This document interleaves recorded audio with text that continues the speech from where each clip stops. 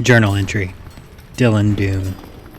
As far as I can tell, this is the 364th day that we've been held in this horrid abomination that Scabby and Balthazar refer to as home.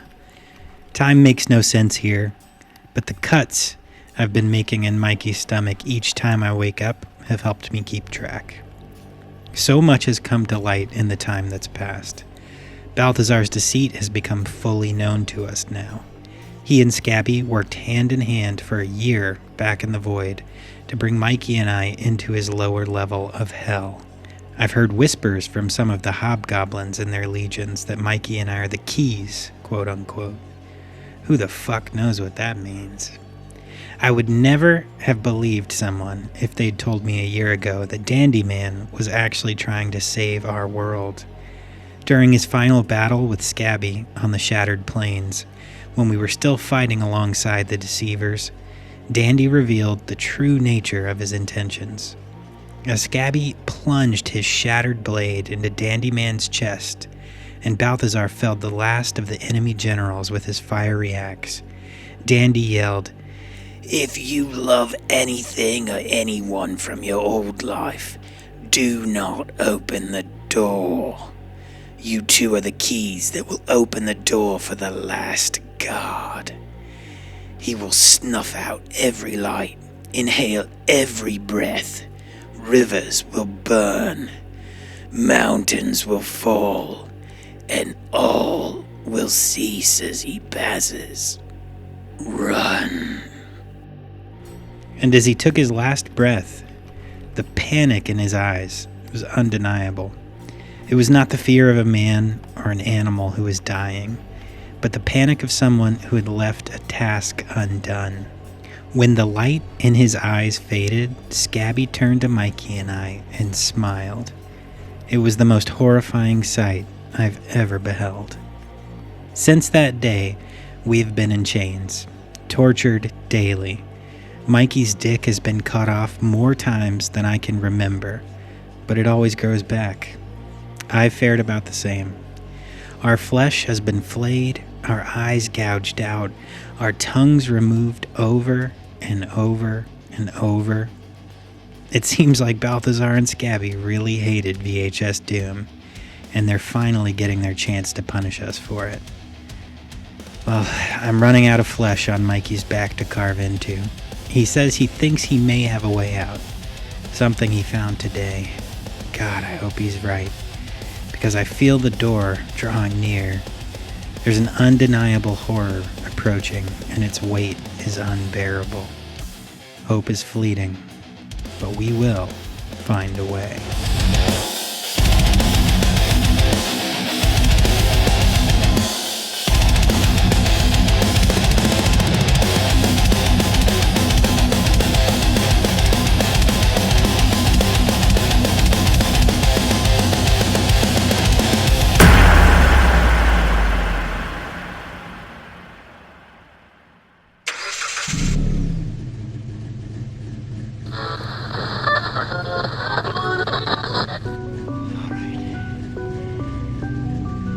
What's up?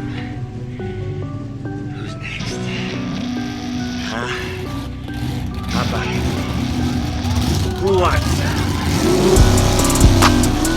I am the devil, and I am here to do the devil's work.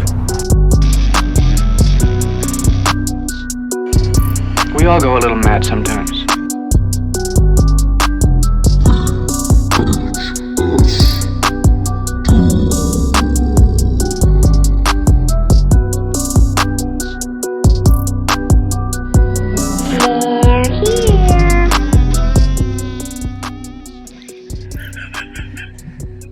Oh, Jesus Christ. Why are you laughing, bro?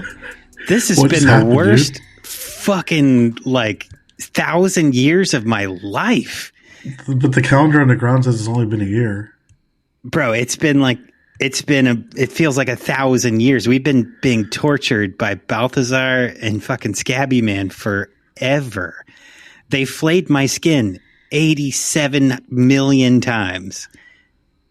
The amount of times my dick was cut off and grew back again. bigger every time. It's absurd. Absolutely absurd. Where the fuck are we? There's no road. Well, no, it's like a dusty little town. There's a lot of fog all around us, and like But no, dude, look forward. Everything's broken off. One street light over there. What do you mean broken off? I'm not seeing what you're seeing. There's a cliff over there. Were you eating the mushrooms on the ground? Were you? It was scab tabs. Where the fuck did you rip some of his skin? Is that how we got off? I mean, got out of there? What? Is that how we got off? No, is that how we got out of there? Scab tabs? Yeah, I had like 2 left. Dude, honestly, my memory is so jogged. It's like I fucking my brain was in a blender or something. I don't know, man. That was absurd. Wait, the store. The store. Holy shit. I left the microwave on. What? Microwaves usually shut off by themselves. Not the one we had, don't you remember? It was the eternal microwave? Yeah, that's why we have like 3 arms each. What? It's so fucking dumb. Okay. I mean, yeah. All right. So, the store. I forgot all about the store. I've been like in a prison, literal mental, physical, dick cutting off prison for 1,000 years. They put bird seed all over it. It's like 8.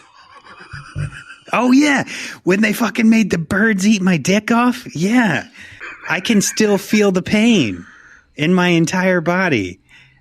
But the things they did to you, man, they sewed extra nipples on you just to cut them off. Do you even remember that? That wasn't me. No, that was you. That was Ekim. No, that was you. No, for that specific thing, that was Ekim. That specific thing. Oh, but what about when they put the dress on you and let the chicken fuck you in the ass? Was that you? That was just a fever dream you were having. The infections. I don't know, man. It was a. You lost your legs like 3 times, and then it was just pus. Yeah, it was a lot. That was a lot. So I remember that the fabric of reality around me began to warp, like back and forth, and then a tear happened. Is that when we took the the scab tabs? No, that was when Balthazar was trying to stab us. Oh, with the eternal blade of VHS. Dude. The eternal blade of VHS. I don't remember that. Did it have spools on it? No, it was made out of the tapes. Oh, he sharpened it down. Oh, he melted our. Those tapes cost so much fucking money. God damn it! It was like a He-Man sword, or like Thundercats. A Thundercats sword made of VHS tapes that had been sharpened. Okay, all right, that's new. And instead of the cat logo, it was a spool. A spool. Okay. Fuck, this is fucked. All right, so let's set the stage here. So what I see now, I see what you were talking about behind us, like the rips, but it's all kind of coming together. Like everything's reforming. I think this is the real world, though. There's a traffic light. It's just blinking yellow over there. It has a thumbs down on it. What does that mean? So it's just flashing thumbs down? Yeah. Is that like our rating of the show? No, I think it's just like the street. I think anything is right. It's thumbs down street. Okay, well, so let me finish setting the scene, okay? Shut the fuck up. So it's a foggy night. There's fog everywhere. And the light is flashing off in the distance there from the traffic light. And it's like a dusty little town in the middle of nowhere.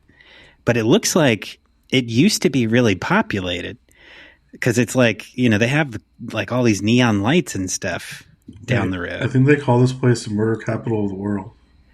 Oh, shit. Is it? Oh, yeah. Look, there's a billboard over there. And it says on the back of it says murder capital of the world. Are we in? There's a comic book shop. We have to stop here now. But it's empty. It's like There's just dead bodies everywhere. I see this like movie theater over there, but it's like got like just film all over it. Let's walk over here and let's go in the theater. The last time we did this, we got incredibly hurt. I'm feeling drawn to this theater. You know, Okay, it's always safe. This is not good. It's always safe to be around movies. Don't worry. For some reason I found a shotgun on the ground. Look, it works. He was calling me. Oh shit! Sorry, your foot. Oh my bad. God damn it, you're bleeding. Why is you calling me? Don't answer that. Don't answer it. You know he was in on everything. Don't answer it. He's saying you are. Fuck. I don't know. He's literally mentally handicapped after everything he's been through. He just said that about you too, and he said that he's scared that what's going to happen next. I don't know. Let's go in the fucking movie theater. Come on. All right. I've ended the call.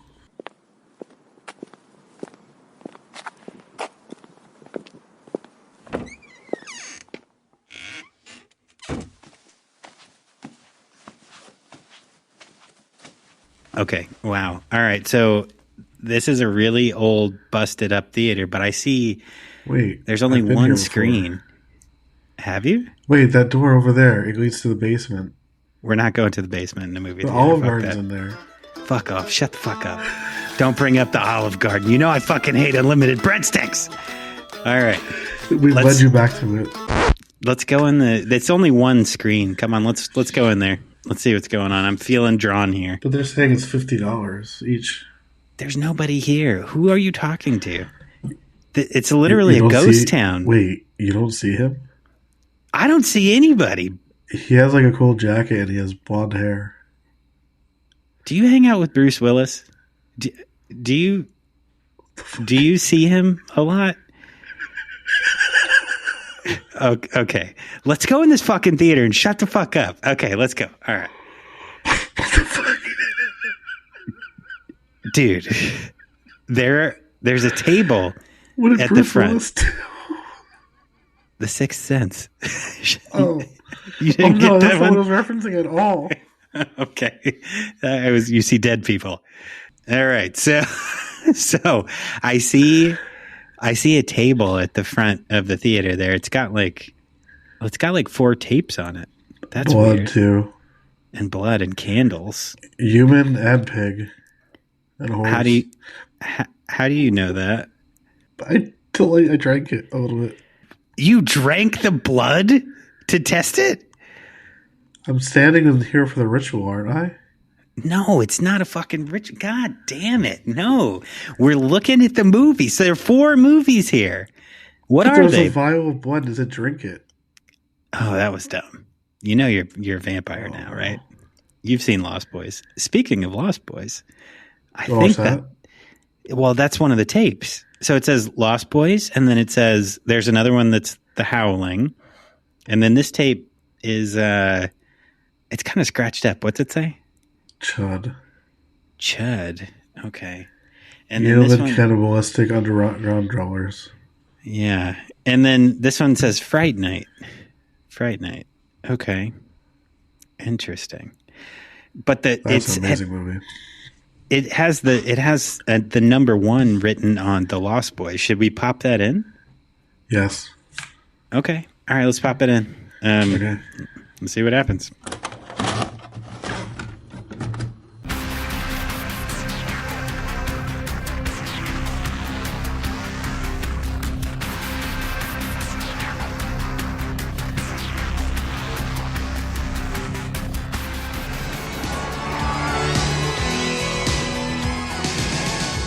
Michael and Sam have just moved to Santa Carla, California. They're about to discover its secret. Notice anything unusual about Santa Carla yet? No. It's a pretty cool place. If you're a Martian. Or a vampire. When you're a stranger, when you scream.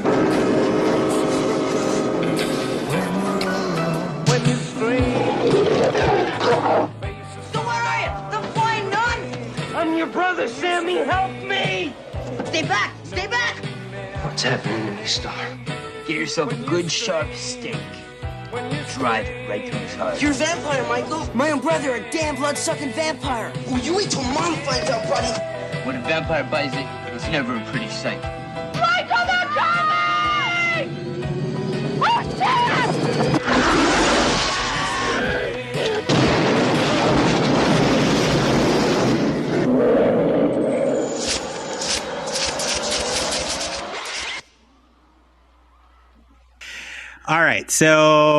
We just we put in Lost Boys and it played the preview. And I mean, so welcome to the VHS Doom 2025 Halloween road trip, folks. But we have been obviously just fucking tortured for years and years, or maybe just Centuries, a year. Decades, generations.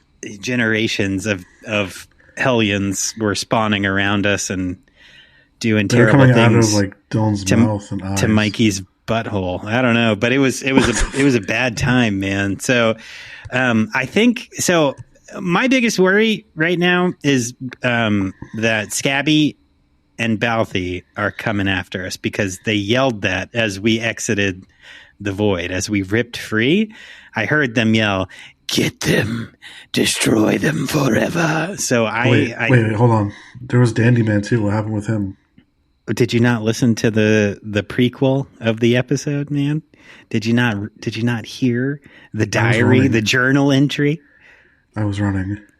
Oh, okay. Well, I ran to recap, so far away. For those of you who are not up to date, when we were pulled into the void, and the Great War began, where Dandy Man and Scabby Man finally clashed with their armies head to head, it was revealed that Scabby Man was actually the villain the entire time. He was trying to destroy the world through us and through our very inexpensive weekly rentals that we were giving you guys. He was planting seeds of destruction in your minds through us. He destroyed everything, even our Patreon. Yeah, and Dandy Man and Dandy Man was actually there to show us the light, which is very surprising because he's an evil British bastard himself. But I'm getting a call from you again. Okay, fine, fuck it. Hold on, I gotta take this. What the fuck does he want? Don't talk to me. I know who you are. What do you mean? You know who? Yes, it's Dylan. Me, Dylan Doom. You're Dandy Man. Do I look like Dandy Man? Do I sound like Dandy Man? See, the thing is, when that happens, you are him. Bye. You don't sound like you used to sound, Hugh. What the fuck happened to him? Did he hang up already? Yeah, he ran out of his house, he said. Jesus. Okay. We got a lot of things to figure out, but what I do know is that Dandy Man was trying to save the world and knew that Scabby was the bad guy that he was the one that was trying to kill everybody. So, but I know that Scabby is going to send his minions after us because he definitely has minions on Earth. Are we on Earth? Is this Earth right now? I think it is. I don't know. I think what we're supposed to do is we're supposed to watch this movie, and maybe it'll tell us what to do so we can escape from Scabby's minions. I don't know, man. I don't know. This is all disorganized, but we're gonna try to figure it out. So I don't even have a Blu-ray of this right now. Yeah. All right. Well, let's fuck. How about Mikey? You read the back of the VHS box really quick, since we have that. Sam and his older brother Michael, are average everyday teens, but after they move with their mother to peaceful Santa Clara, California, things mysteriously begin to change. Michael's not himself lately. Mom's not going to like what he's turning into. The Lost Boys reshapes the vampire tradition and mixes heart-pounding terror, rib-tickling laughs, and body gyrating rock soundtrack. Like, Warner Brothers didn't even try. Gyrating. Love it. Nice. All right, Kiefer looking demonic there. All right, so The Lost Boys is a 1987 American comedy horror film directed by Joel Schumacher, produced by Harvey Bernhard, and with a screenplay written by Jeffrey Boehm, Janice Fisher, and James Jeremias, from a story by Fisher and Jeremias. The film's ensemble cast includes Corey Feldman, Jamie Gertz, Corey Haim, Edward Herman, Bernard Hughes, Jason Patrick, Kiefer Sutherland, Jameson Newlander, and Diane Wiest. Okay. The film follows two teenage brothers who move in with their divorced mother to the fictional town of Santa Clara. Santa Carla. Why do I keep saying Santa Clara? Only to discover that the town is a haven for vampires. The title is a reference to the Lost Boys in J.M. Barrie's story about Peter Pan in Neverland, who, like vampires, never grow up. Most of the film was shot in Santa Cruz, California. All right. The Lost Boys was released by Warner Brothers Pictures on July 31st, 1987, and it was a critical and commercial success, grossing over $32 million against a production budget of $8.5 million. Wow. It's a pretty good return. It's since been described as a cult classic, obviously. The success of the film 21 years after its release spawned a franchise with two low-budget sequels. Those are so bad. The Lost Boys, The Tribe, and Lost Boys, The so Thirst. So fucking bad. I'm sorry. Yeah. Well, and two comic book series. I don't know if you ever read those or not. No, I haven't. A few more players in this. The cinematography was by Michael Chapman. It was edited by Robert Brown. Music was by Thomas Newman. Well, that was maybe the arrangement. There are a lot of artists there. Richard Donner was the production company, and it was distributed by Warner. Yep. Big Dick Donner. Big Dick Donnie Donner Productions. And it was released July 31st, 1987 to a 97-minute runtime. Yeah. So that is the background there. Now the plot, I mean, if you guys haven't watched The Lost Boys, then why are you here? Yeah. So I'm not going to say anything about spoilers here. But the Emerson family. It's been like, how many years is that? It's like 40-something years? Yeah, since 81. Yeah. So, yes, we'll dive right into the plot and we'll talk a little bit about. 87. 87? Yeah, it's 38 years. Is that right? 37, 38? So yeah, we're not so almost 40. Anything at this point. I would hope not.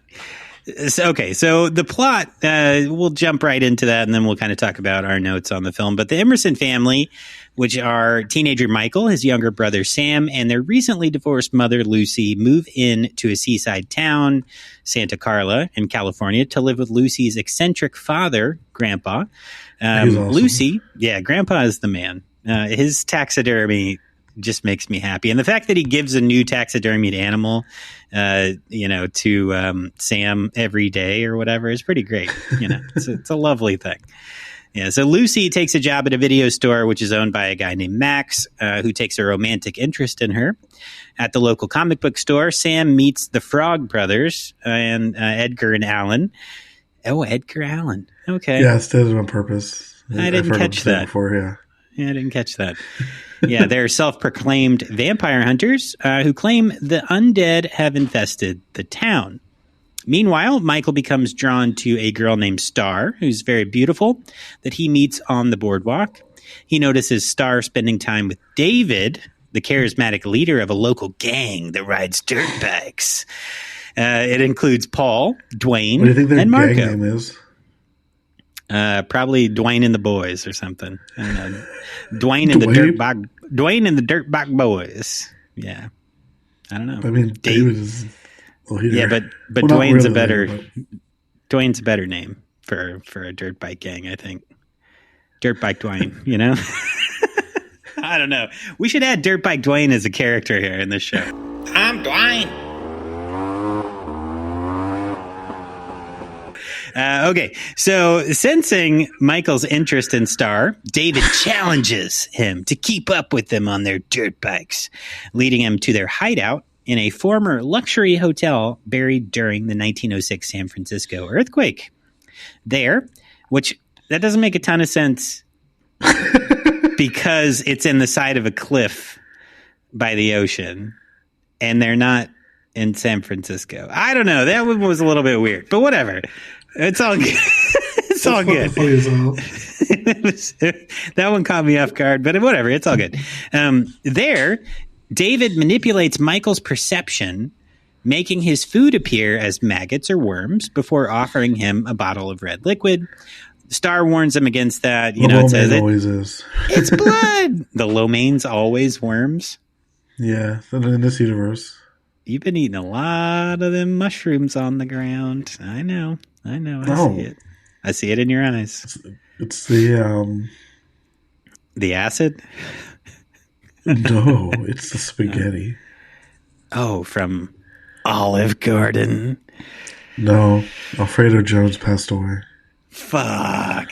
Oh, I knew something terrible was going to happen while we were gone. No, we left him there. Oh, he was there? Yeah, him and the boys, the Raviolios. Well, I never liked them so much, the Ravioli Boys. Yeah. They hated you. Just in memoriam.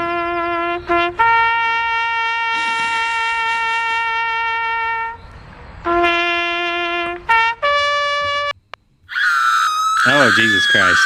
Okay. That girl did not agree with that song. That's fine. That's fine. All right. But yeah, rest in peace, Alfredo Jones. Maybe we'll have another character like you one day. Who knows? Okay. So yeah, Star says, hey, don't drink that. It's blood. And David's gang is like, drink it, bitch. And he does. And because he's very susceptible to peer pressure, this guy. My favorite scene is coming up. Well, aside from the drinking the blood part.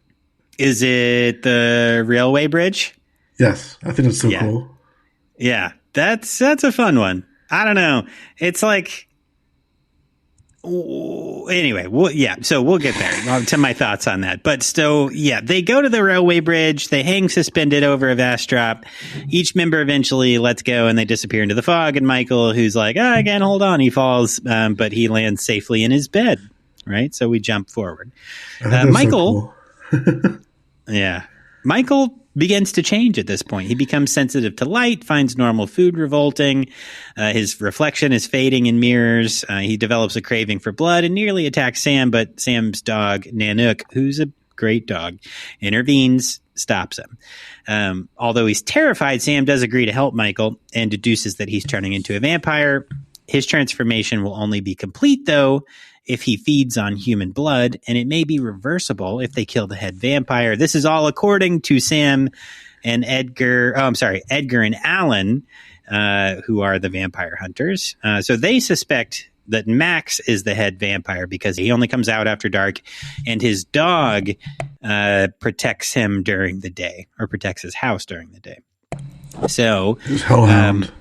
Yeah, right. Yeah. So Max gets invited to dinner at Lucy's house, but they do see that he has a reflection and he has no reaction to garlic or holy water.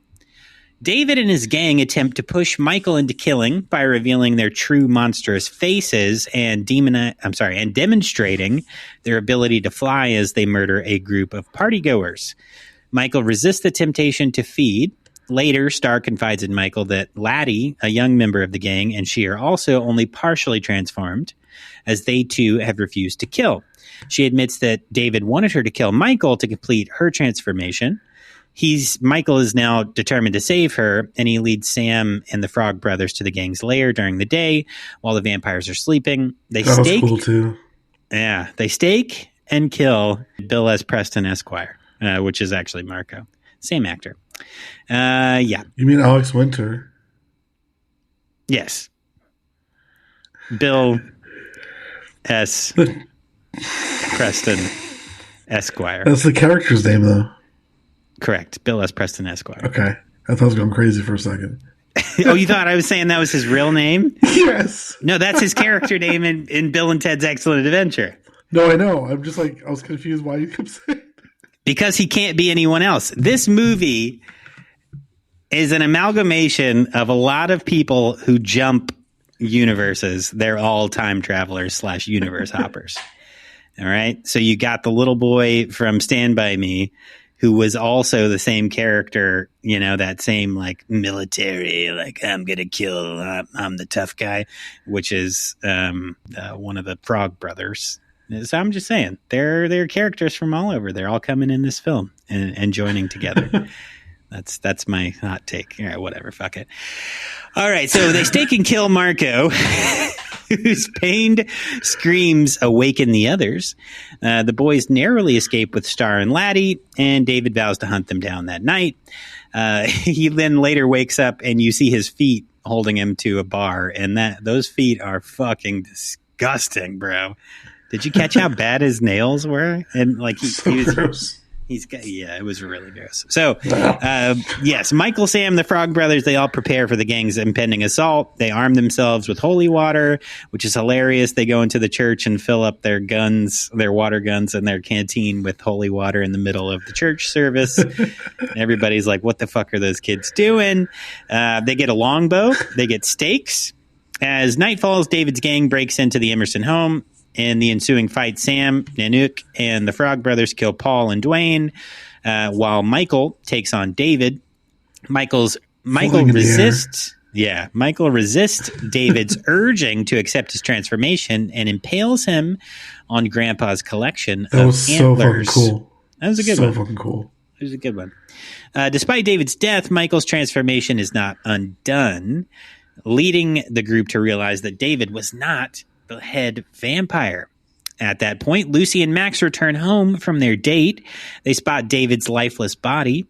Max confesses, hey, I'm the head vampire. And he reveals he passed the boys' earlier vampire test because he had been invited into their home, making him immune to those vulnerabilities. Still does not explain the reflection, though, right? Because that's not a weakness. It's more of like a factual thing. I don't know. When I first saw this movie, I was like really confused. Like, what? He's the bad guy? Yeah. I know it does. I mean, I don't know. It's like it's like red herring and not. They like give it to you, pull it back, give it to you, pull it back. Dude, it's so cool, and it's just Max. I know, and it's just Max, the video store guy. It's always the VHS rental store guy. Okay, that's what I'm saying. So Max says that he, has desired to create a vampire family, and he ordered David to turn Michael and Sam, and that way it compels Lucy to join the family as the mother to the boys, because she is their mother, to save Sam from being killed on the spot by Max. So Lucy, I know. Lucy agrees to Max's demands. Before Max can turn her, though, Grandpa crashes his truck through the wall, impaling Max with a large wooden fence post and causing him to explode. So with Max's death, Michael, Star, Laddie, they all revert to normal, and Grandpa then says, one thing about living in Santa Carla I could never stomach, all the damn vampires, as he drinks a Coke and then shuts the door. Good stuff. Awesome. So what kind of notes did you have about this? What points of interest? What did you like the most in this film? I know it's like it means a lot to you. So I really love the they're doing the thing on the bridge. I just thought it was so cool. I love that it was like on like a beach kind of area, and I thought what's his name? He flies down like to kill. Yeah, I thought that was really cool, like in like that kind of area. I don't know. I like their hotel, but like it doesn't make any sense. Oh, you mean like their hole in the wall in the cliff? Yes. Right. they're like Batcave almost. Right. Kinda, yeah. I kind of wondered, like, why did they make a poster so prevalent? Like, why did they show that so often of Jim Morrison? Like, why did they keep showing that so much? I don't know. Yeah. I kind of like partial. The saxophone guy was funny. I was kind of thinking, like, did they keep showing the poster or like the picture of Jim Morrison because like the actor who played Michael looked like him? Like, were they trying to like make that connection or something? I don't know. I think it's just weird. Maybe they like hyper focused on it. I kind of wonder. People are strange. Yeah, cool, nice. What else? What else you got? Just I don't know. It's like I feel like it's just like can like go on the whole time. I don't know. It's just like one of my favorite movies. It means a lot to me. It was one of the first like movies I ever bought by myself. Okay. So I've seen it so many times that like I don't know. It's like a comfort film at this point. Yeah. Just like it's like one hard you to go pick just like one thing. Yeah. Yeah. Like I said with Night of the Creeps, like that was another one. I bought those two in the same day, and like I watched the shit out of those when I first got them. Yeah. Those are, I mean, both great films. Yeah, I think it is so classic, you know. And it's different. It's very different than other like vampire movies. It is. Yeah, I'm lucky to have the VHS copy, which was given to me by Mike G. From Video Historical Society, which is awesome. But it's so good. I think there are some elements in it. You can feel where Santa Carla, they're trying to make it feel like this like dangerous town. But it doesn't look dangerous. Still has all the charm of the 80s. But at night it turns into Mad Max, and you have like shirtless chained men playing saxophones on the beach, right? So like, I don't know. I love the cheese of it. I really do. The saxophone, though. Yeah. They call it the murder capital of the world, and then they show the fairgrounds where everybody's like chipper and having a good time. You know, I don't know. It's a weird combination. Yeah. People didn't look too scared. I don't know. Yeah. Oh, you know what? They did make a Texas Chainsaw Massacre reference twice, right in the beginning, like when they first get to Grandpa's house, when he's like right after he's playing dead on the front porch, which it was kind of heartless. It's the taxidermy, right? Yeah, I think when they walk in, they're like, "Oh yeah, Texas Chainsaw." Yeah, but when Grandpa's just laying on the front porch and they're like, "If he's dead, can we go back to Phoenix?" I'm like, "That's cool. I always thought that is was cool too. Yeah. I did love that Grandpa put a shelf in the fridge that like was covered with a piece of cardboard that said "old fart." Like, yeah, I'm gonna do that shit when I get older. This is my shelf. All right, leave my shit alone. Leave my shit alone. Shelf. Yeah. And hey, if you got a TV guide, you don't need a fucking TV. I can just read the TV guide. I thought that was a good line. That was a good line, man. One of my favorite lines is Death by Stereo. Death by Stereo is a good line. Yeah. There were some good, like, obviously there were great practical effects in this. One of the effects I did like, though, just it was showing the strength of the vampires. But when they ripped the whole top of the car off in the beginning and, to kill those two folks, that was a pretty good little scene. I like that. Were dirt bikes like all the rage? Because it was, I feel like, because like, Pumpkinhead had dirt bikes, but that was more early 90s. Yeah. I mean, don't get me wrong. Dirt bikes are cool, but like a lot of people were on dirt bikes in this film. Like, I don't know. It's just a thing they did, I guess, when they're on the beach. Yes. Yeah, you just ride fucking dirt bikes until you almost hit a cliff. Listen, if you're playing chicken with somebody, though, all right, you can't get mad and try to fight them when you lose the game of chicken. All right, Michael? That was kind of messed up. Like he bitched out. Michael was acting like him turning into a vampire was like having like a what's it called? Like just really drunk, a hangover. Oh yeah. You mean like the morning after? Yeah. Yeah, I did like a lot of the flying stuff. They did a lot of like aerial shots in general. One of them that was like super cringe though, like when they're having sex and they start flying. They just cut to like they're flying. Well, it's like you're looking at the sky as you're flying through it, and then they end up back in the bed. I'm like, so you guys just fucked all the way across the state and came back or something. I don't know. It's pretty cringy. Yeah, but I do like the flying stuff in this, But they even had the point where like Michael was trying to sleep after he had been hungover. It was like the next day, and he wakes up with his face on the ceiling, because he was accidentally flying. That was cool. That was cool. I like that. It's hard to sleep when you're a vampire, Yeah. The beach massacre was pretty gnarly, but I mean, all of the practical effects come in the last 30 minutes. Like all of the good practical effects come in the last 30 minutes of the film. The holy water shit where then the house explodes with just like Yes. blood water everywhere. Mhm. That's pretty wild. That was So pretty fucking wild. sick. Yeah. But I really feel like homages in a lot of this stuff, right? So like, I feel like there were nods to Mad Max with the beach party and whatnot. And like the carnival, all it just gave me Mad Maxy kind of vibes. And then, Yeah. and even the dirt bikes, right? And then I feel like the blood explosion gave me, and also in the tub, they do a shot of the swirling water, right? So you get like a Psycho vibe to that. And then like the explosion of blood red water everywhere. I'm like, okay, well now we're in The Shining. I was getting all these homages. It probably and was for The Shining. Yeah. I love that comic book store that the Frog Brothers had. Yeah, that is a cool store. And I did like that they, made sure he knew which comics were the ones to be looking for. Like that's how he And got their his getting in ready with the thing is brothers. hilarious. What was that? The getting ready scene. Oh, the prep scene. Yeah. Yeah. A lot of movies that had was- that at that time. Like Evil Dead 2 had that. The gear up. Yeah. The gear up is Yeah. super important. Yeah. I feel like it gets the watcher really geared up for what's about to happen, which It's again, funny.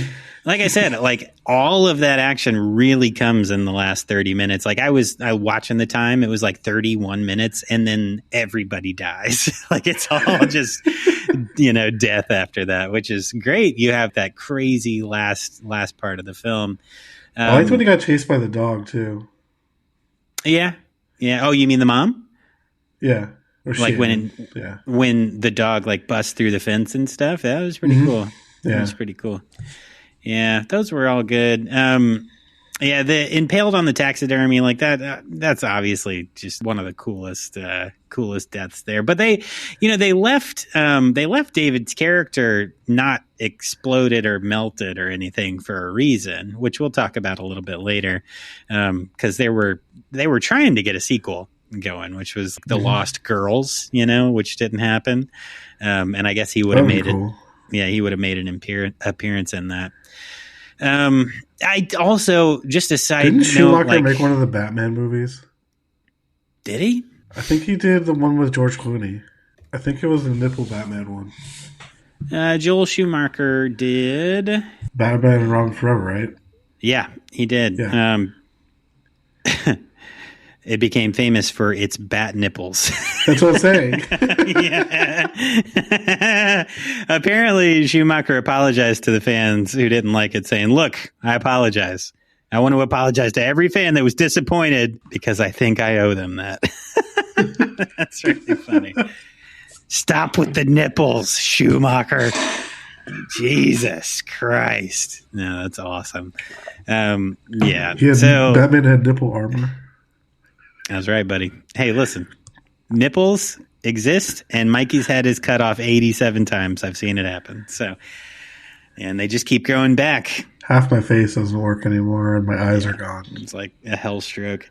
Crazy, man. Crazy. So I think the last little note I had, I did like, I want to know who had all this taxidermy. Okay. Like where did they get this on loan from or whatever? But also they put Max right in front of the lion. So like the biggest taxidermy piece. So Max stands right in front of it and like the roaring lion is right behind him. You already know at this point, okay, he's the guy, but they're really showing like, I'm the king of the jungle. You know what I mean? Like it was a cool shot, I think.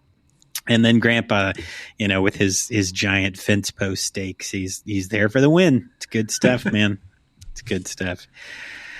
Awesome. Cool. Well, so let's jump in. Behind you. What is it? Holy fuck. Give me that fucking gun. No. Wait, Evan, it's a holy water pepper spray can. Blood. Oh, fuck. I did it again. God Use the damn holy it. water. Holy water? Oh, okay. Let me get this squirt gun. It looks like a pepper spray can. It's demon pepper spray. Oh, nice. Well, yeah, it's not gonna. Well, I mean, undead and demon. I was gonna say, does it work on vampires? Holy shit! Half the time. Yeah, this town seems to be crawling with nothing because it was just completely empty. But now it's like really dark out, and I think I'm hearing There's a lot of people here. A lot of rattling. They're kind of just filling in the theater, but they all have these weird yellow eyes. Stop looking at me, fucking creeps. Wait, why are some of the vampires from Blade here too? Is that Wesley Snipes? Oh, hi, Blade. That's actually Blade? Fuck. Hey, we're safe, man. Don't worry. He'll take care of it.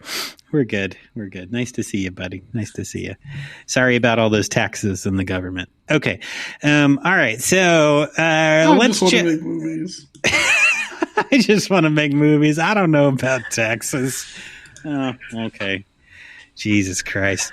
Let's jump into some notes about the film really quick before we try to figure out our escape plan. Question though, what? I don't think we have a lot longer, but so the tapes, right? So Lost Boys disappeared. The VHS case just like disappeared when we played it. Yeah. But now there's another one glowing. The Howling's glowing. So I think do you know where the Howling took place? I think it's also in California. Yeah. Wait, so we're in California then? We must be because we're in Santa Carla. I'm saying both movies are from there. I don't know where we are right now. I think we're in Santa Carla. I thought we were in like the we're part in of the void. So we broke out of the void, but there's like a little part where on the side. And it's like a round little island. Yeah, that's called California. A fire. Yes, a fire. Right. There's always a lot of fire in California and blood. Why is there pus coming from out the walls? That's the water in California. Pus? Yeah. I don't know, man. I'm pretty sure we're in California. I'm pretty sure. So and if we went to New Jersey, it'd be like nuclear waste from Tromaville. So the Howling took place in Northern California. It was in it was in a town called Drago, I think, right? Drago. So I guess we're gonna once we're done with this, I think we need to get in the car and we need to book it because I think there might be some. Do you don't remember what happened? No, we'll steal something. Scabby's like samurai army came out of nowhere and it's like cut up the car. Oh fuck! We didn't have a car. We just got here out of nowhere. That's what happened. That's why we don't have the car now. Oh, you mean last time? Yeah. Yes. When we were leaving, when he did. Right. Wrong Turn 2. The fucking Subaru finally got destroyed by samurais. Right. Holy shit. Okay. We'll steal some dirt bikes and and also mutants from another dimension. We'll rip her along the beach. They did Mortal Kombat to my car. It was scary. Jesus Christ. Okay. Yeah. So let's keep that in the back of our minds. Scorpion came out and just said, "Get over here." Holy shit. Blade's battling all these vampires. There's also a dance party too. What? Like isn't it the first movie there was like a dance party where oh yeah, in the very beginning. Is that the first? It was a rave. It was a rave. Yeah. And he just like kills everybody. Yeah. It's just like that. Wow. Huh. Thanks, Blade. We really are not having to lift a lot of heavy stuff here. Like we're not having to do a lot of heavy lifting here, which is great. You said Ghost Rider's watching us. Ghost Rider.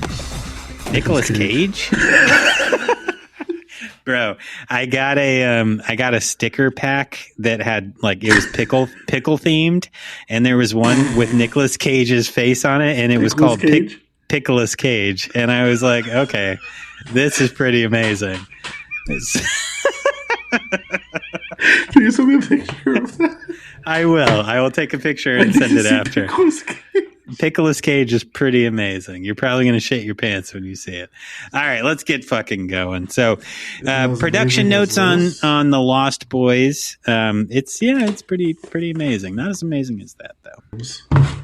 March 5th, 1985, Variety News announced that the independent production company Producers Sales Organization bought first-time screenwriters Janice Fisher and James Jeremiah's Lost Boys script for $400,000.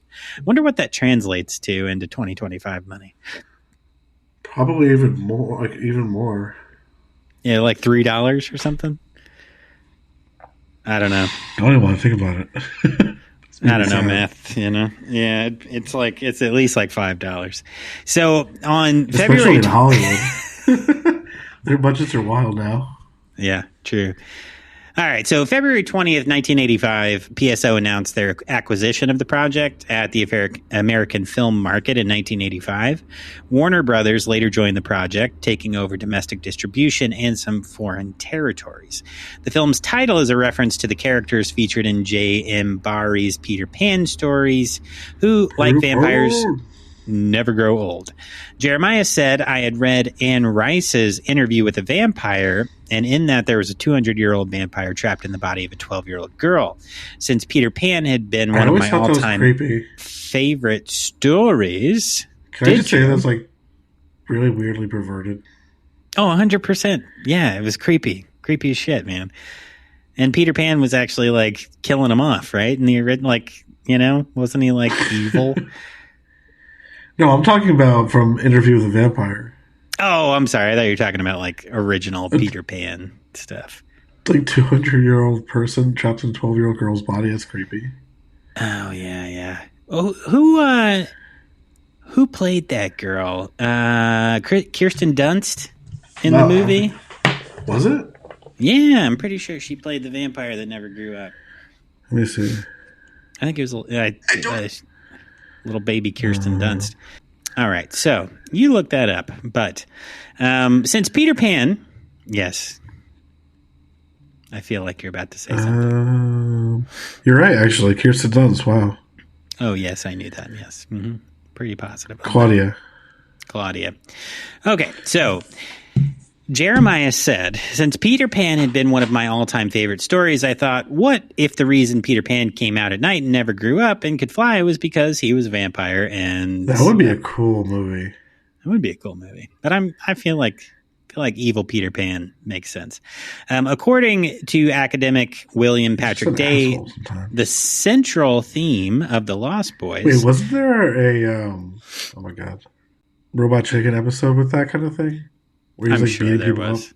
Yeah, I'm sure there was.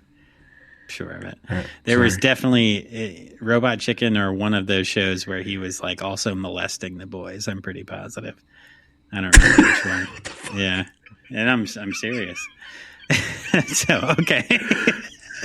According to the academic William Patrick Day, the central theme of The Lost Boys is organized around loose allusions to Peter Pan and the tension surrounding the Emerson family in the world of contemporary adolescence. Okay. The film was originally set to be directed by Richard Donner and Fisher, and Jeremiah's screenplay was modeled on Donner's recent film, The Goonies. That would have been interesting. In this way, the film was envisioned as more of a juvenile vampire adventure with 13 or 14-year-old vampires, while the Frog Brothers were chubby 8-year-old Cub Scouts, so taking everything younger. And the character of Star was a young boy. Interesting. When Donner committed... Funny. We did Monster Squad right around this time last year. Yeah, we did. I feel like this Monster Squad Goonies could be played together. Like a triple feature. I think they could. Lost Boys, Goonies, and Monster Squad all together? Yeah. And then throw in Stand By Me when you want a non-horror flick. Christ. It's like all the same actors. When Donner committed to other projects, Joel Schumacher was approached to direct the film, although Donner eventually received a credit as an executive producer. He came up with the idea... I'm gonna fucking kill you soon. Give me the gun. Give me the fucking gun. No. Yeah. Sorry, Mikey. All right, good. That's good. Oh, fuck, I shot it again. Oh, God damn it. Oh, I broke the glass of the movie theater. Sorry, vampire movie theater owner. How are you still alive? Okay, so, yes, where the fuck was I? My face is gone. What the fuck? Yeah, well, it might grow back. We'll see. He came up with the idea, Donner came up with the idea of making the film sexier and more adult. Wait, no, he did not. Joel Schumacher did. Yep. He wanted to make it sexier and more adult and do flying sex scenes, bringing on screenwriter Jeffrey Boehm to retool the script and raise the ages of the characters. Well, that's good. Let's make sure we raise the ages of the characters. Fuck. Schumacher said that he had one of the greatest casts in the world. Finally, someone in Hollywood's doing that. Yeah, fucking Christ. They are what make the film, he said. Most of the younger cast members were relatively unknown. Schumacher and Marion Doherty met with many candidates.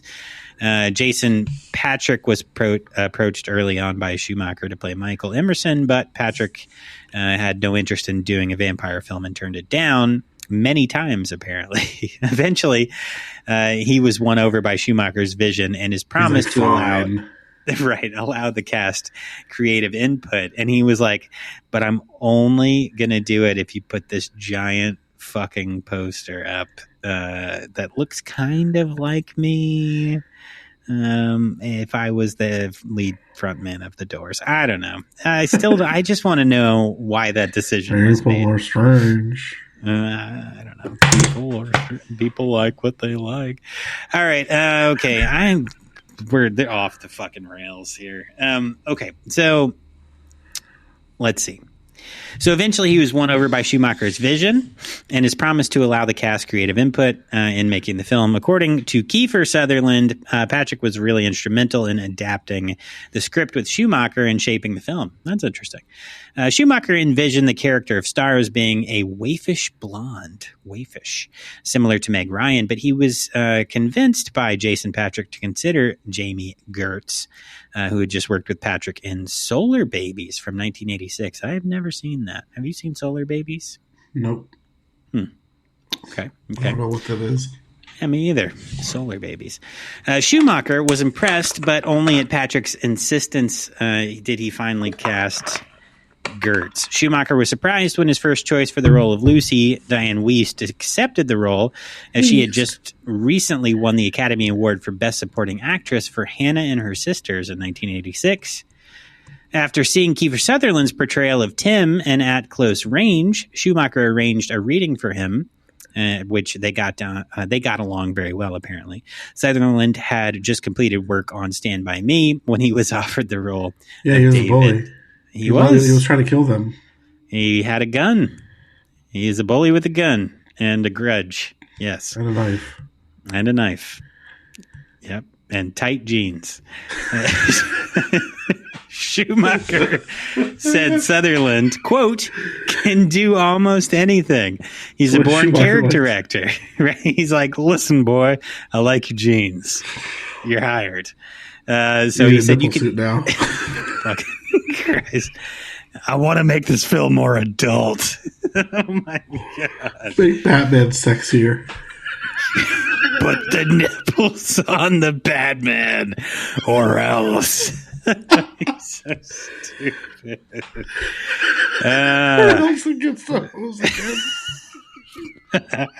Put the nipples on the bat or else it gets the hose again. Yes. God damn. We haven't done that movie yet, have we? Joel Schumacher. Sounds of the Lambs we need to do. Yeah, we should do that. We should do that at some point. So apparently, Schumacher said that Sutherland, hey, he can do almost anything. He's a born character actor. You see it in The Lost Boys. He has the least amount of dialogue in the movie, but his presence is extraordinary, which is true. He really just, by showing up, smiling, acting tough, putting a fucking cigarette in his mouth. The scene with the red eyes was like, it's like my favorite thing in like any movie. Yeah, it's good stuff. So, principal photography, most of the film was shot in Santa Cruz, not actually Santa Carla, where we are, dumb, starting on June 2nd, 1986, and ending on June 23rd of 1986 after 21 days of filming. Locations included Santa Cruz Boardwalk, what the fuck is that? The Poganip Open Space Preserve? Okay. And the surrounding Santa Cruz Mountains.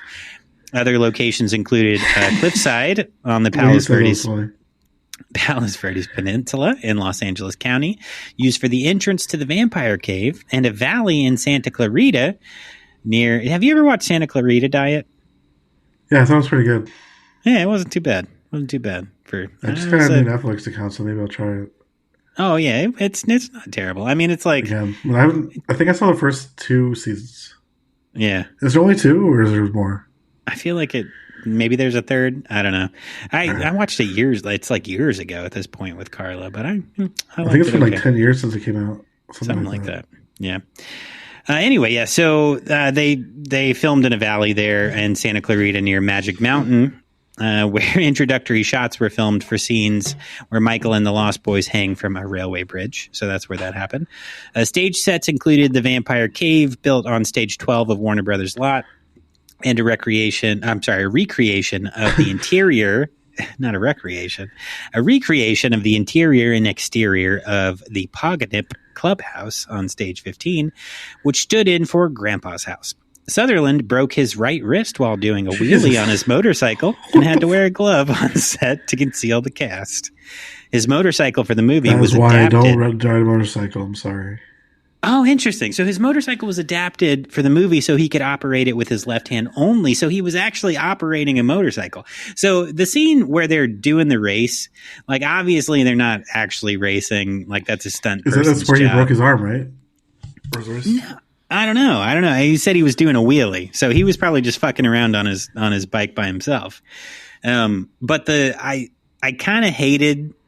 You love and hate, but when they do the close-up shots of while they're racing, and it's like Michael, and he's just like, because like he's not actually riding the bike, like it just doesn't. I don't know. He's trying to control him with his eyes, right? Maybe. I don't know. That's what vampires do, though.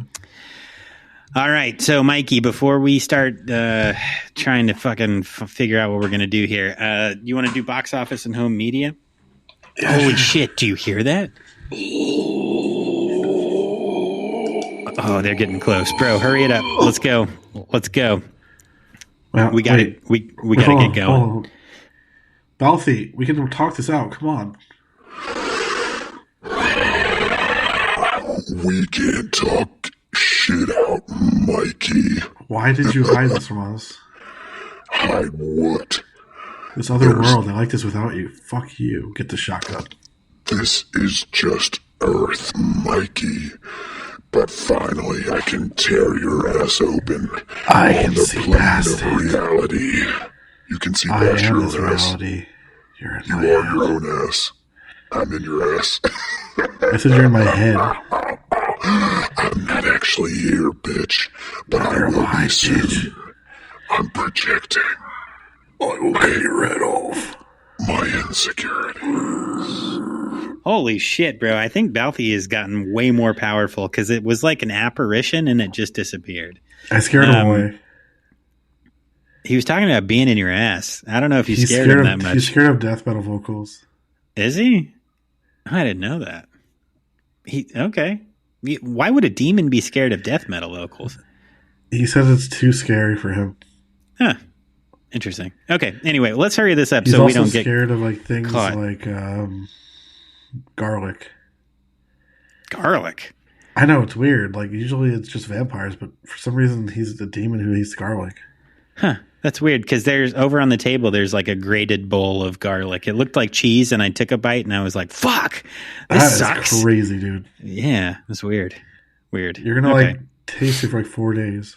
Yeah, it's a lot. It's like in my nasal cavities. You know what I mean? He forgot that we're in the Olive Garden still. Unlimited fucking breadsticks. Read the fucking shit. Box office. Let's go. Oh, right. Let's go. Okay. Sorry, I was taking a drink when you said that.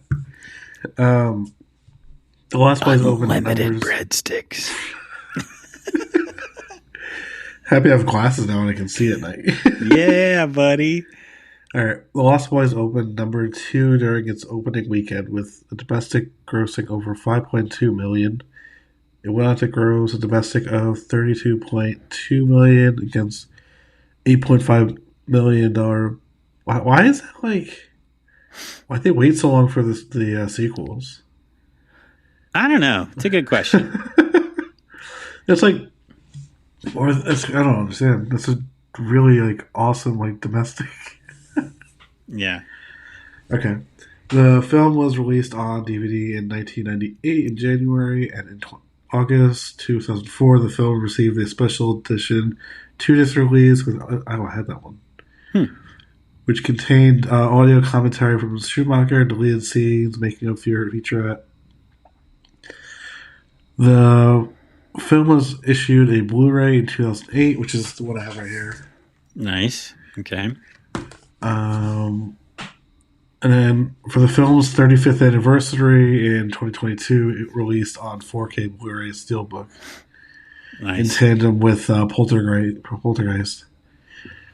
The release included special features ported from the 2008 edition. I hate when studios do that.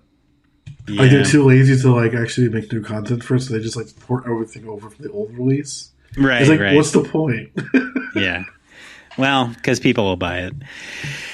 Exactly. You know, right. collectors are going to go for it. So there were some sequels. So do you want me to do this bit, or do you want to do this bit? Sure. I'll talk about the third film. Okay, cool. All right, so some sequel notes. So Kiefer Sutherland's character of David was impaled on the antlers, right? But does not explode, doesn't dissolve, as what we talked about earlier, like the other vampires do. That was because he was intended to have survived, which would be picked up in the sequel of The Lost Girls, which didn't happen. Scripts for that and other sequels circulated over the years. Schumacher made several attempts at a sequel during the 1990s, but nothing came to fruition. And he made Nipple Batman instead. Yeah, I mean, he made a choice. He's like, listen, I could either bring Kiefer back to life as David, or I could put nipples on Batman, and I made my choice. And have awesome cups at McDonald's. I had all those glass cups. I forgot about the McDonald's cups. Oh, that's great. So they did have the direct-to-DVD sequel, The Lost Boys, The Tribe, which Mikey has already talked about being shit. That was released in 2008. Corey Feldman was the last one returned. Corey Haim worked on before he passed away. Was it? Oh, I didn't know that. Yeah. Last film? I think I think it was actually. Oh wow. I remember watching like the what's it called, extras for it. I watched the movie because I was like crazy about the movie, like the original, but it was not good. Interesting. I think you know what? Corey Haim's last completed film was the year after. It was 2009 Canadian direct-to-video horror film The Fourth Door. But his final released project was a cameo in 2010's film Decisions, which was released after his death. Huh. Okay. That was just a cameo. Like his actual role, last completed acting role. Yeah. So the last time he worked on The Lost Boys was 2008. It was for the Tribe. Okay. That's a terrible one. Yeah, but that was not too long before. He was in Craig High Voltage? What? Really? Okay. I love that movie. I actually did like that one. Yeah. All right. So, there was a third film. You want to talk about that? Yeah, it's not worth watching. It's just terrible. It's horrible. Okay, so a third film, Lost Boys: The Thirst, was released on DVD in October of 2010. Sorry, my allergies are really bad. I have trees all around. I get it. Mikey lives in the trees. Pretty much. The hawks that are around my house pick me up and just drop me off of my tree. I'm stuck here. Frodo. Holy shit. All right. I love that. Feldman serves as an executive producer in addition to playing Edgar Frog. Newlander returned as Alan Frog. Haim, who was not slated to be part of the cast, died in 2010. The fourth film was discussed, as well as the Frog Brothers TV show. They stopped doing Warner Premiere projects, and so it never materialized. I feel like that would have been a cool show, though. I feel like the Frog Brothers would have been a cool show. The other brother, Alan Frog, becomes a vampire. Oh, damn. Yeah. Huh. Yeah, I guess that would have. Oh, it wasn't good. Killed that off. I rented it on On Demand when I had Cablevision back in the day. Oh, Cablevision, nice. So apparently, in September of 2021, this was like the last time anything has been updated, but there was a new film announced, which was to be directed by Jonathan Entwistle. Wow. From a script by Randy McKinnon, which would have starred Noah Jupe and Jaden Martell. Who the fuck are these people? Okay. I don't know. All right. Why is Jaden spelled like that? That's 4 years ago. So I don't know. There's like obviously nothing going on, but who knows? Maybe something will pop up. That would be cool. I would like to see not a remake, something else, but something in the universe. You know what I mean? Bring back the shirtless sax man now. I will say, though, I wanted to say this earlier, that Cry Little Sister is like one of my favorite themes to any movie. And also, I see at the notes also, I was going to say it, but I didn't. The band Aiden covered the song. Oh, yeah? Yeah, it's pretty good. Yeah. Is that on one of those, like, it was just a cover? No, I think it was on one of their albums, if I'm not mistaken. I think it was just like a single they did, because they did one for the Misfits, too. Yeah, Cry Little Sister 2008. It was for the soundtrack of Lost Boys, The Tribe. Oh, okay. So it was actually for a film. Yeah. Gotcha. Okay, cool. Well, yeah, so let's talk the soundtrack before we run like hell to get to this next fucking town. Thomas Newman wrote the original score as an eerie blend of orchestra and organ arrangements. The music soundtrack contains a number of notable songs and several covers, which included Good Times, a duet between In Excess and former Cold Chisel lead singer Jimmy Barnes, which reached number 2 on the Australian charts. That cover version of a 1960s Australian song by the Eggsy Beats. That's a fucking Australian band if I've ever heard of one. The Eggsy Beats. Easy Beats on my end. Does it? Oh, I read it as a G. Wait, no. Oh, wait. No, it does say Easy Beats. E-A? I can't fucking tell. Oh, it's Easy Beats. I just clicked on the link. Oh, yeah. So not the Eggsy Beats, but that's way better. I would prefer the eggsy, like you're beating some eggs, you know what I mean? Anyway. Oh, they're like, I want to say they're 1964. Wow. Yeah, they're like a Beatles wannabe band or something. I was just going to say that, yeah. Yeah. So anyway, yeah, that was recorded is there like one of those kind of bands called Herman's Hermits or something? Probably. I don't know why I know that. No. Jesus Christ. So, yes, this was recorded to promote the Australian-made tour of Australia in 1987. Tim Capello's cover of The Call's I Still Believe was featured in the film and on the soundtrack. Capello makes a cameo appearance in the film. The guy. Yeah, playing the song at the Santa Cruz Boardwalk or Santa Carla Boardwalk with his saxophone and bodybuilder muscles on display. All right. Got to make it more adult. Saxophone players got to have big ass muscles. Jesus, Schumacher. Jesus Christ. He's like, show more nipples. Show more nipples. I need that saxophone with nipples, please. Oh my God. So Capello frequently appears at fan conventions to perform that song and show off his sweet, sweet nips. The soundtrack features a cover version of the Doors song "People Are Strange." Okay, I guess maybe that's why they have that poster. I love Echo and the Bunnymen. By Echo and the Bunnymen. The song, as featured in the film, is an alternate, shortened version with a slightly different music arrangement. Lou Gramm, the lead singer of Foreigner, recorded Lost in the Shadows for the soundtrack, along with a video which featured clips for the film. And the theme song, Cry Little Sister, was originally recorded by Gerard McMahon under his pseudonym Gerard McMahon.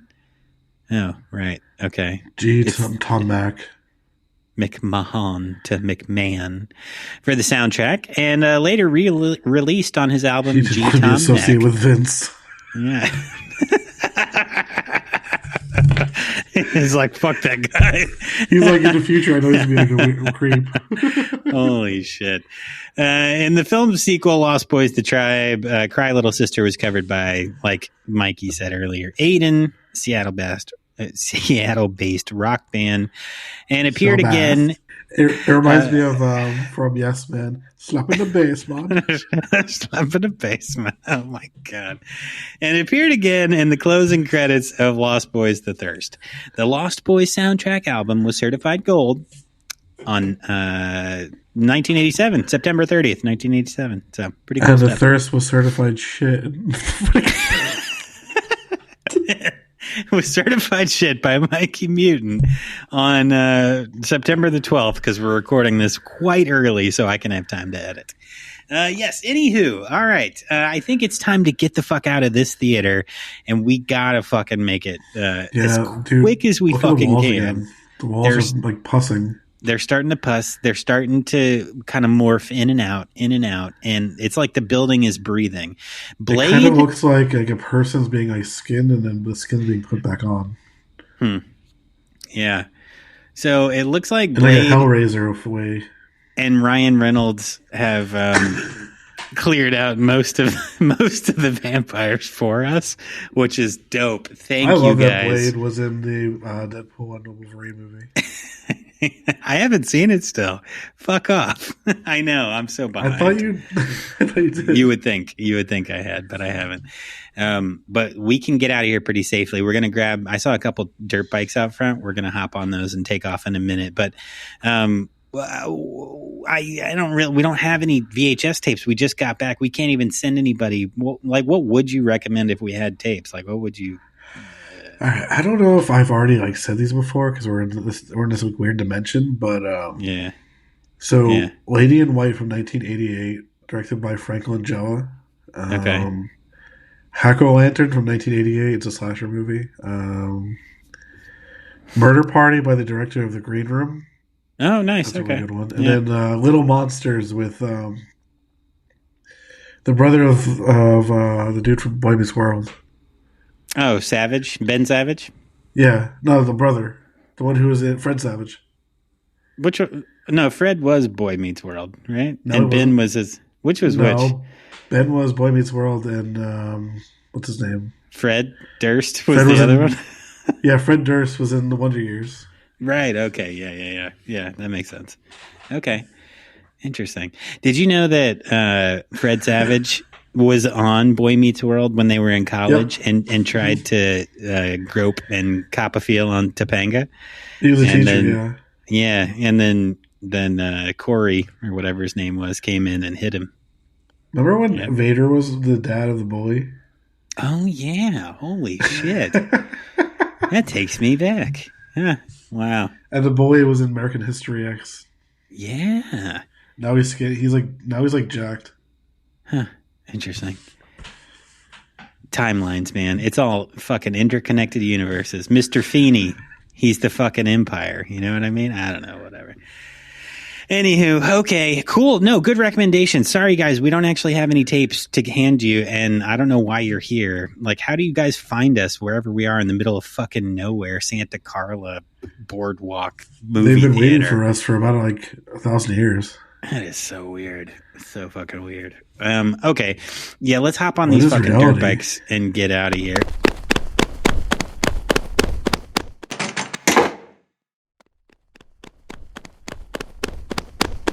Yeah, so we got to head to Drago. That's where we're headed. Northern California, man. We're going to take these fucking, these sweet ass dirt bikes, no helmets, because fuck that. And we're going to ride up the beach as fast as we can.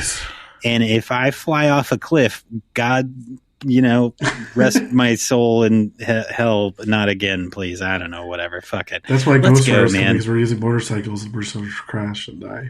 Yeah. The spirit of vengeance is with us. The spirit of Ghost Rider will be riding alongside us while we rip these fucking dirt bikes like monster machines down the beach. Okay, that's pretty sweet. Shit ain't nothing to me, man. Shit ain't nothing to me, dog. By fart bubbles in the bath. Oh, Jesus Christ. Like was so good. I should put that in. Just for good times. Old times' sake, man. This song got me like circadian rhythm.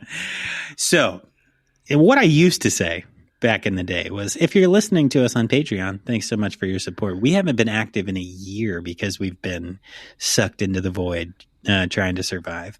So, I mean, that probably is not even... We were thrown out of the void. No, I know, but we've been in the void for you said 1,000 years. Of the inside of the void. They sucked your insides out through your outsides. Okay. Please. Why my legs are missing. No. Yeah, exactly. My legs are not degloved.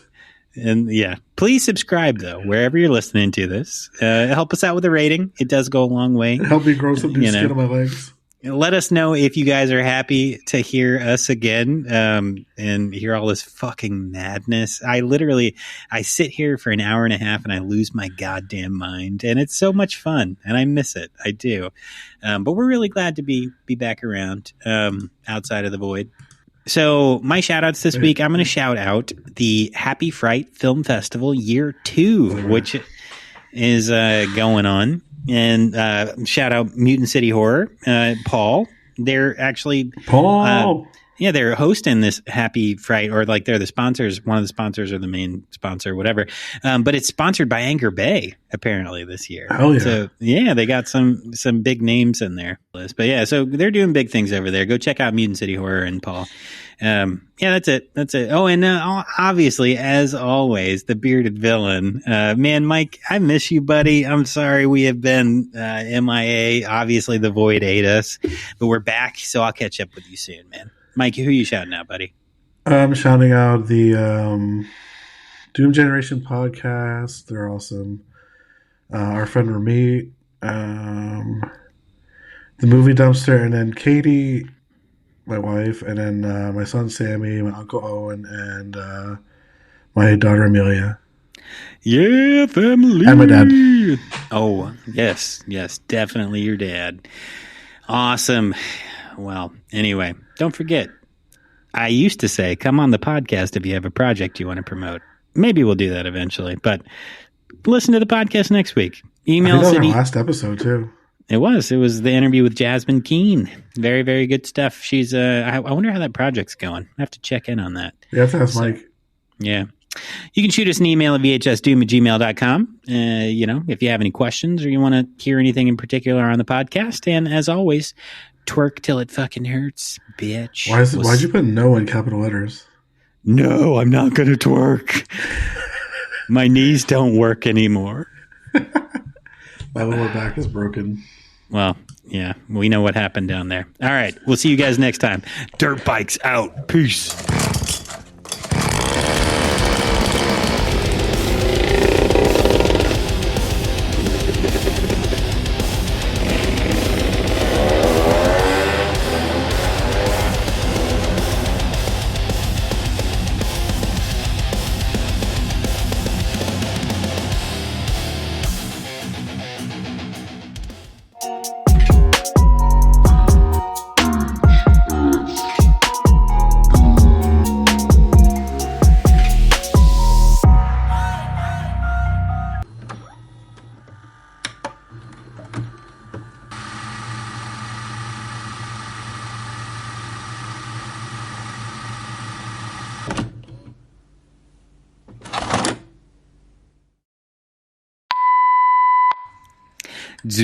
And I'll play the preview there. Oh, you motherfucker. All right, yeah, you said those are good. What is it? Sour strips? It tastes like sour strips. You find some interesting drinks, my friend. These people have like crazy flavors. I don't get it. Yeah.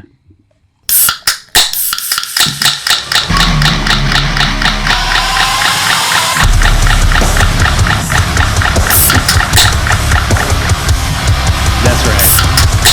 Welcome back, bitch.